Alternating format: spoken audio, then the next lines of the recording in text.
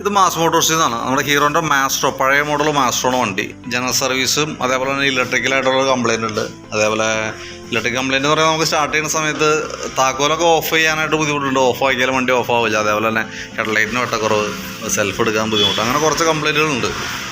പിന്നെ ഫ്രണ്ട് കവറുകൾ ഒന്ന് മുട്ടിയിട്ട് ഫ്രണ്ട് 1-2 കവറുകൾ മാറ്റുന്ന കേസൊക്കെ ഉണ്ട്. അപ്പോൾ അത് ഞാൻ ഡീറ്റെയിൽ ആയിട്ട് അതിൻ്റെ ഒരു വീഡിയോ ഫയൽ ഇപ്പോൾ ആക്കണം കേട്ടോ. അപ്പോൾ ഞാൻ എൻ്റെ ഡീറ്റെയിൽസ് ഒന്ന് പറയാം. നമ്മൾ സർവീസുമായി ബന്ധപ്പെട്ട് നമ്മളതിൻ്റെ ക്ലച്ച്, എയർ ഫിൽറ്ററിൻ്റെ ഭാഗമൊക്കെ നമ്മൾ ചെക്ക് ചെയ്തിട്ടുണ്ട്. ബാക്ക് ബ്രേക്കും കൂടി നമ്മൾ കഴിക്കാനുണ്ട്. അപ്പോൾ ഞാൻ ഫ്രണ്ട് വീൽ അഴിച്ച് നിർത്തിയേക്കാണ്.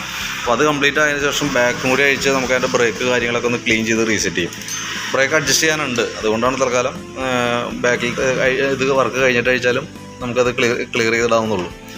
പിന്നെ നമുക്ക് അതിൻ്റെ എയർ ഫിൽറ്റർ, ക്ലച്ചിൻ്റെ ഭാഗം നമ്മൾ അഴിച്ചിട്ടുണ്ട്. എയർ ഫിൽറ്ററൊക്കെ നമുക്ക് ഇതുമ്മേ കിടക്കുന്നത് വലിയ പഴക്കമില്ലാത്ത എയർ ഫിൽറ്ററാണ്. പക്ഷേ കമ്പനി ഫിൽറ്ററൊന്നുമല്ല, ഒരു കുറഞ്ഞ കമ്പനിയുടെ ഒരു ഡ്യൂപ്ലിക്കേറ്റാണ് ആയിട്ട് കിടക്കുന്നത് കേട്ടോ. അതേപോലെ തന്നെ ക്ലച്ചിൻ്റെ ഭാഗം നമ്മൾ അഴിച്ച് ചെക്ക് ചെയ്യുന്നുണ്ട്. അഴിച്ച് ചെക്ക് ചെയ്യുന്ന സമയത്ത് അതിൻ്റെ ബെൽറ്റിൻ്റെ കണ്ടീഷനൊക്കെ നമ്മൾ നോക്കണുണ്ട്. ബെൽറ്റ് ഇതുമ്പോൾ കിടക്കുന്നത് പുതിയ ബെൽറ്റാണ്. പക്ഷേ കമ്പനി ബെൽറ്റൊന്നുമല്ല, ഒരു ലോക്കൽ ബ്രാൻഡാണ്, ഡ്യൂപ്ലിക്കേറ്റാണ് കേട്ടോ. പിന്നെ അതേപോലെ അതിൻ്റെ variator body, boss drive, roller, ഇതൊക്കെ നമ്മൾ ചെക്ക് ചെയ്യുമ്പോൾ നോർമൽ സാധാരണ രീതിയിലുള്ള തേമാനൊക്കെ ഉള്ളൂ. പിന്നെ സെൽഫിൻ്റെ പ്രോബ്ലം കാണിക്കുന്നത് ബെൻഡെക്സ് യൂണിറ്റാണ്. ബെൻഡെക്സ് ശരിക്കും പറഞ്ഞാൽ വർക്കിംഗ് കറക്റ്റ് അല്ല. ഇതുണ്ടോ, ഇടയ്ക്ക് വന്നിട്ട് ജാമായിട്ട് നിൽക്കുക. നമ്മളിപ്പോൾ ഇങ്ങനെ കയറി വന്നാൽ അതേപോലെ തന്നെ ഇറങ്ങിപ്പോകണം. ഇത് നമ്മൾ തിരിച്ചിറക്കി വിടണം.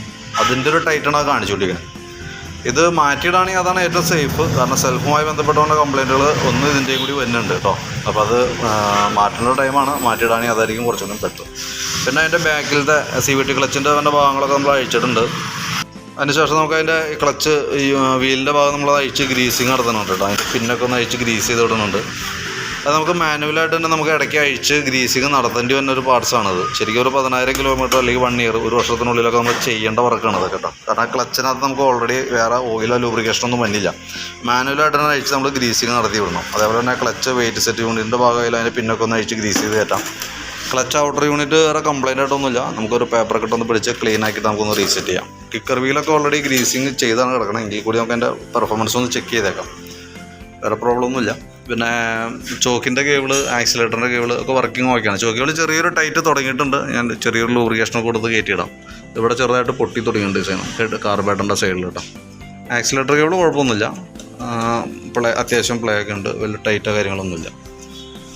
പിന്നെ ഫ്രണ്ട് ഭാഗത്തേക്ക് വരുമ്പോഴത്തേക്കും ഫ്രണ്ട് സസ്പെൻഷൻ നമുക്ക് അഴിച്ച് ക്ലീൻ ചെയ്യാനും ഗ്രീസിങ് നടത്തേണ്ടതായിട്ടുണ്ട്. കാരണം എന്താ വെച്ചാൽ അതിൻ്റെ സസ്പെൻഷൻ വേറെ ലിങ്ക് ടൈപ്പ് സസ്പെൻഷൻ വരാം. അതിൻ്റെ ലിങ്കിൻ്റെ ശരിക്കും ഉള്ളിലുള്ള കോളർ ബുഷ് കംപ്ലൈൻ്റ് ആണ്. അതിൻ്റെയാണ് ഈ പ്ലേ കാണിക്കുന്നത് കേട്ടോ. അപ്പോൾ അത് നമുക്ക് അഴിച്ച് ശരിക്കും എൻ്റെ ഉള്ളിൽ വേണ്ടത് പിച്ചള ബുഷാണ്. പിച്ചളയും മെറ്റലും കൂടിയിട്ടുള്ളത്. 2 പിച്ചള ബുഷും ഒരു മെറ്റൽ ബുഷുമാണ് ഒരു യൂണിറ്റിൻ്റെ ഉള്ളിൽ വരും. അപ്പോൾ അതിൻ്റെ പിച്ചള ബുഷ് തൽക്കാലം മാറ്റണമെന്നില്ല. കോളർ മാത്രം മാറ്റിക്കഴിഞ്ഞാൽ ഈ പ്ലേ നമുക്ക് കുറച്ചുകൂടി കുറയ്ക്കാൻ പറ്റും. അപ്പോൾ ഫ്രണ്ടിലത്തെ ഇളക്കം കാര്യങ്ങളൊക്കെ ഒന്നും കുറേയൊക്കെ മാറി കിട്ടും കേട്ടോ.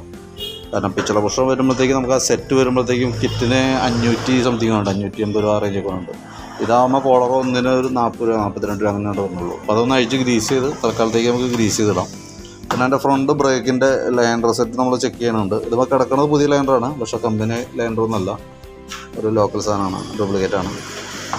അപ്പോൾ അതൊക്കെ തൽക്കാലം എന്തായാലും പുതിയതാണ്. അപ്പോൾ തൽക്കാലം ക്ലീൻ ചെയ്തിട്ട് നമുക്ക് റീസെറ്റ് ചെയ്തിടാം.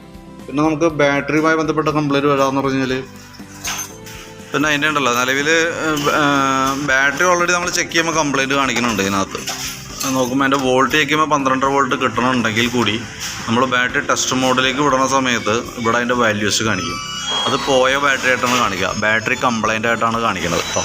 പിന്നെ ബാറ്ററിയിലേക്ക് കയറുന്ന ആ അളവിലൊക്കെ വേരിയേഷൻ ഉണ്ട്. അത് നമുക്ക് ഇതിൻ്റെ ഉള്ളിലുള്ള റെക്ടിഫയർ യൂണിറ്റിൻ്റെയാണ്.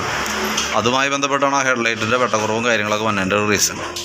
വയറിംഗ് കിറ്റിനും ചെറിയ പ്രോബ്ലം ഉണ്ട്. വയറിംഗ് കിറ്റൊക്കെ അവിടെ നിന്നൊക്കെ കട്ട് ചെയ്ത് ഷോർട്ട് ചെയ്തൊക്കെയാണ് കയറ്റിയിട്ടാണ് കേട്ടോ. Wiring kit, key set, rectifier, battery, ഇത്ര ഐറ്റം മാറ്റിയാൽ തന്നെയാണ് ശരിക്കും നമുക്ക് ആ സെൽഫിൻ്റെ കേസും ഇലക്ട്രിക്കൽ സംബന്ധമായിട്ടുള്ള കംപ്ലയിൻറ്റുകൾ റെഡി ആവുള്ളൂ. പിന്നെ അതിൻ്റെ സെൻട്രൽ കവർ, ഫ്രണ്ടിൽ വന്ന സെൻട്രൽ കവർ പൊട്ടിയിട്ടുണ്ട്. അപ്പോൾ നമ്മൾ ഓർഡർ ചെയ്ത് വരുത്തിയിട്ടുണ്ട്. അതുപോലെ തന്നെ മിറർ, റൈറ്റ് ലെഫ്റ്റ് മിറർ, അത് ഒരു സെറ്റായിട്ടേ വരുള്ളൂ, ഒരു ഇതായിട്ടാണ് കിട്ടുള്ളൂ കേട്ടോ. ഇൻഡിവിജ്വലായിട്ട് ഓരോ പാർട്ടാണെങ്കിൽ കൂടി അത് ഒരുമിച്ചാണ് കിട്ടുള്ളൂ നമുക്ക് പർച്ചേസ് ചെയ്യാനായിട്ട്. അപ്പോൾ അതും അറേഞ്ച് ചെയ്തിട്ടുണ്ട്.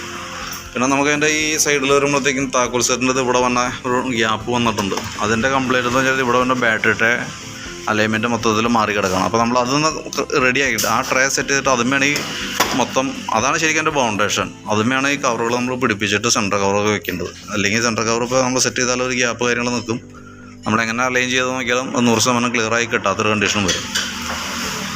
പിന്നെ അതേപോലെ തന്നെ ഹാൻഡിലിൻ്റെ കവറിൻ്റെ അടിഭാഗം സ്ക്രൂവിൻ്റെ ഈ ഭാഗത്തൊക്കെ ചെറിയൊരു പൊട്ടലുണ്ട്. സ്ക്രൂ ഒക്കെ ഇട്ട് തൽക്കാലം നിർത്താം. അതേപോലെ ഫ്രണ്ട് മൺഗാർഡിൻ്റെ ഇവിടെയെല്ലാം ചെറിയ പൊട്ടലും കാര്യങ്ങളൊക്കെ ഉണ്ട്. തൽക്കാലം നമുക്ക് സെറ്റ് ചെയ്തിടാം കേട്ടോ. പിന്നെ ഫോർക്കിന് ചെറിയൊരു അലൈൻമെൻറ്റ് വേരിയേഷൻ ഉണ്ട്. ഓടിച്ച് നോക്കുമ്പോൾ ചെറിയൊരു ബെൻഡ് പോലെ കാണിക്കുന്നുണ്ട്. ആ ഫ്രണ്ട് ചെന്ന് ഇടിച്ചേക്കണേൻ്റെ. എന്നാൽ സൈഡ് വലിവ് എന്ന് പറയാനായിട്ട് കാര്യമായിട്ടില്ല.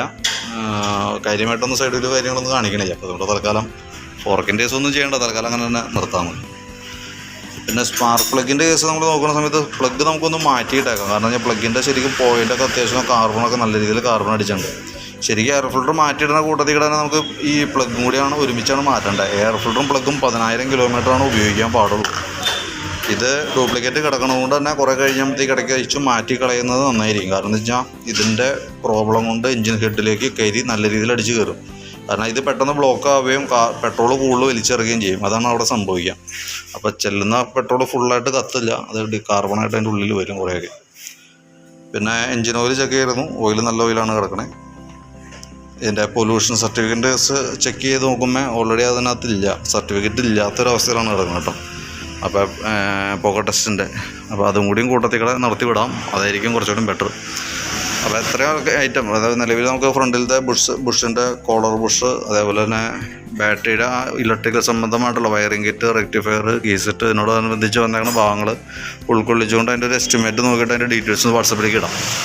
ആ വീഡിയോ ഒന്ന് കാണാം, കണ്ടതിന് ശേഷം നോക്കിയിട്ടൊന്ന് റിപ്ലൈ ഇടാം. അതനുസരിച്ചിട്ട് വേണം നമുക്ക് വർക്ക് ചെയ്യാനായിട്ട്. ഓക്കെ, ജനറൽ സർവീസിൻ്റെ ഭാഗമായിട്ട് നമ്മൾ ചെക്ക് ചെയ്യാൻ വേണ്ടിയിട്ട് അയച്ചതിനാണ്. ഇനി നിങ്ങൾ നോക്കിയിട്ട് എന്തൊക്കെയാണ് ചെയ്യേണ്ടതെന്ന് പറഞ്ഞാൽ അതനുസരിച്ചിട്ടാണ് നമ്മൾ വർക്ക് ചെയ്യുള്ളൂ.